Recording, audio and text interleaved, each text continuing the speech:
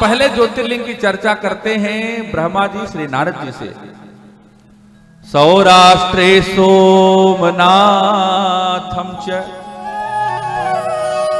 चंद्रमा की 27 पत्नियां महाराज दक्ष ने दी।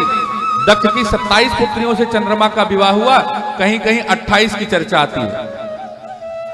चंद्रमा अपनी पत्नी रोहिणी से सबसे ज्यादा प्रेम करता था। बाकी की 26 पुत्रियां दक्ष की जाकर के शिकायत की, पिताजी हमें पति का प्रेम नहीं मिलता। पिताजी एक बार चंद्रमा को समझाइए ना, हमें भी बराबर का भाग मिलना चाहिए। दक्ष ने चंद्रमा को बुलाया, समझाया, देखो तुम्हारी सभी पत्नियां हैं, तुम बराबर सबको प्रेम किया करो। लेकिन चंद्रमा का सर्वाधिक प्रेम रोहिणी के प्रति रहा। अब की बार पुत्रियों ने शिकायत किया। दक्ष ने चंद्रमा को बुलाया और सीधे साप दे दिया, तुम्हें अपने स्वरूप पर अभिमान है।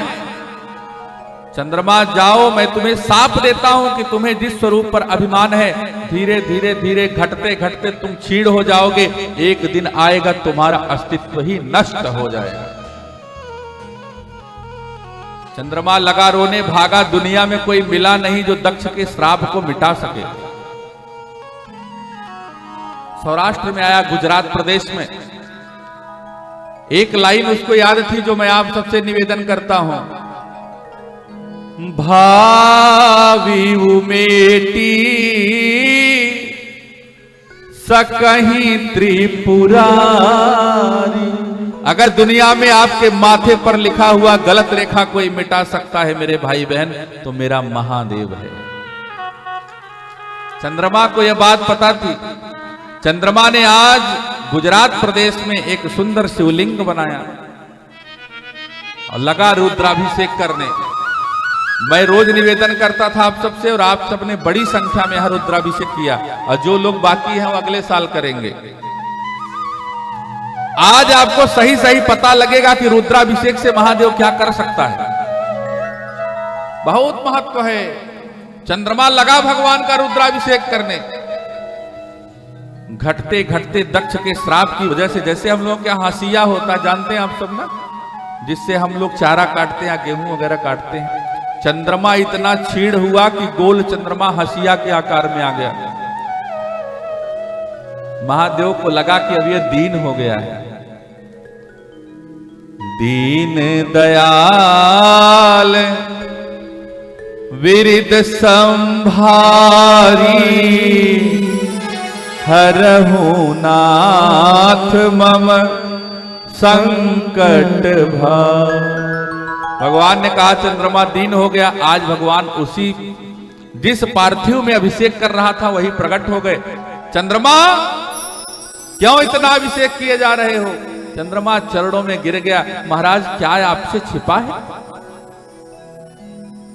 मेरे ससुर दक्ष ने मुझे श्राप दे दिया है कि मैं घटता जाऊंगा और मेरा अस्तित्व समाप्त हो जाएगा।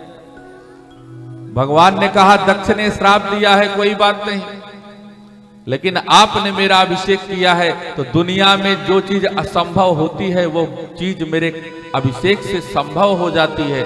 चंद्रमा, जैसे जैसे तुम घटते जाओगे, जिस दिन तुम्हारा अस्तित्व समाप्त हो जाएगा उसी दिन मैं तुम्हें आशीर्वाद देता हूं, उतनी ही तेजी से तुम फिर अपने स्वरूप को प्राप्त करने लगोगे। वही होता है। पूर्णिमा के बाद चंद्रमा घटने लगता है और अंत में आकर के अमावस्या को दिखता भी नहीं है, लेकिन फिर भगवान का जो आशीर्वाद है काम करता है।